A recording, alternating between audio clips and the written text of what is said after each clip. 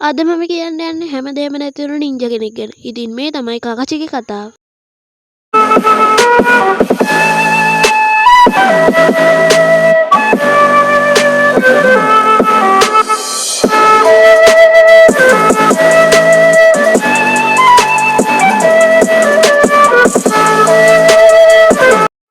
කකසි හටක ඉපදුනේ hidden of කොනහා කියන ලස්සන නින්ජා විලේජ් එකක. කකසිගේ අම්මා ඉනසුක ක්ලෑන් එකේ කෙනෙක්.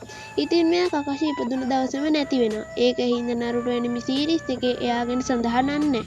කකසිගේ තාත්තා සකුමා හටක. සකුමා හරිම බලවත් දක්ෂ නින්ජා කෙනෙක්.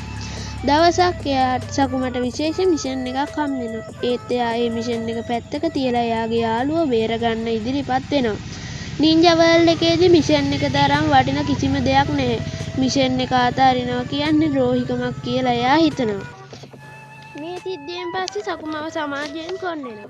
කොච්චර බලවත් නින්ජා කෙනෙක් වුණත් සමාජයෙන් කොන්නිච්ච එක සකුමට දරා ගන්න බැරි වෙනවා. දවසක් කකසි ගෙදර එද්දී එයාගේ තාත්තා සිහිනතෝ වැටිලා ඉන්නවා.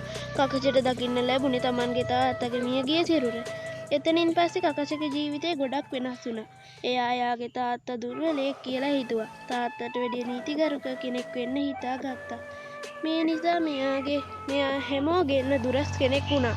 කාටවත් කතා නොකර දවස් ගණන් තනියම හිටියා. කකසිට ළමා කාලයක් තිබ්බේ නෑ. එයා තනියම වැඩිහිටියෙකුගේ ජීවත් වුණා.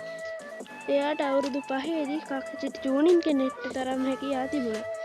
ඒත් එයා ඒ වෙද්දී ඇකඩමි ස්ටුඩන්ට් කෙනෙක්. ඇකඩමි එකෙන් අයින් වුණාට පස්සේ කකසිට ටීම් එකක් තිබුණා. රින් නොහාරා, ඔබිටෝචි, අය වගේම එයාගේ සෙන්සිමිනට නොමිකසි. කකසි ඔබිටෝ අතර තිබුණේ යාළුකමකට වඩා තරගයක්. හැබැයි කකසිට ළඟ කෙනා වුණෙත් එයාමයි. දවසක් මෙයාට මිෂන් එකක් ලැබෙනවා තනියම කරන්න. එයාගේ සෙන්සිමිනට රත් වෙනවා මිෂන් එකට යන්න වෙනවා.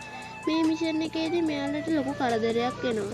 කොහොම හරි ඔබිටට මාරාන්තික විදිහට තුවාල වෙලා. කකසි ජූනින් කෙනෙක් වුණා. ඒකට තෑග්ගක් දෙන්න බැරි වුණ නිසා ඔබිට එයාට ෂෙරින් දෙන්න ඒ විතරක් දෙනවා. ඔබිට කකසිට ෂෙරින් ගන්න එක දීලා කියන්නේ රින් හොඳට බලා ගන්න කියලා. කකසිට ඒ වෙලාවේ එයාගේ හොඳම යාළුවවත් නැති වෙනවා. ඉක්මනින්ම රින් ඇනිමි විලේජ් එකකින් පැහැර ගන්නවා. කකසි රින්ව බේරගත්තත් ඇනිමි විලේජ් එකෙන් තමන්ගේ ට්‍රීටේල්ඩ් බීස්ට් සීල් කරලා තියනවා කියලා දැනගත්තාම විලේජ් එක වෙනුවෙන් තමන්ව මරන්න කියලා රින් කකසිගෙන් ඉල්ලනවා. ඒත් තමන්ට ඉතුරු වෙලා ඉන්න එකම යාළුවව නැති කරගන්න කකසි කොහොමවත් කැමති වෙන්නේ නැහැ. ඒත් කකසි එනිමි කෙනෙක් එක්ක ෆයිට් කරන වෙලාවෙදී රින් කකසිගේ ලයිට්නින් ඇටැක් එකකට අහු වෙනවා. මේක කකසිට වෙලාවට නවත්ත ගන්න බැරි වෙනවා. මේ හැමදේම නිසා කකසි හොඳටම කම්පැනියට පත්විච්ච නිසා කකසි ජොයින් වෙනවා රන්වේ බැකප්ස් වලට. මේක කොනහවල ස්පෙෂල් නින්ජා පෝස්ට් එකක්. කාලෙකින් කකසි හරිම දරුණු කෝල්ඩ් අඬුව නින්ජා කෙනෙක් විදිහට මෙයා ප්‍රසිද්ධ වෙනවා. ඒ අඬු රෑන්ක්ස් වලින් එයා ඉහළටම යනවා. කකසි කටුක ජීවිතේ එතනින් ඉවරුනේ නෑ. දවසක් පුරාම කොනහා විලේජ් එක විනාශ කරද්දී අඬු වලට මේ සැටන තහනම් වුණා. ඒ නිසා මේ කකසි එයාගේ ගුරුවරයා වුණ වෙනටවත් නැති වෙනවා. මේ කොපි නින්ජා කකසි හටගේ ලෝඩ් තර්ඩ් එයාගේ දකුණු අත විදිහට තෝරගන්නවා. ඉතින් ඔරිජිනල් එක සරණේදී ලෝඩ් තර්ඩ් මැරෙනවා. ඉතින් කකසිට දැන් ඉතුරු වෙලා තියෙන්නේ එයාගේ හොඳම යාළුවා දීපු ෂරින් ගන්න එක විතරයි.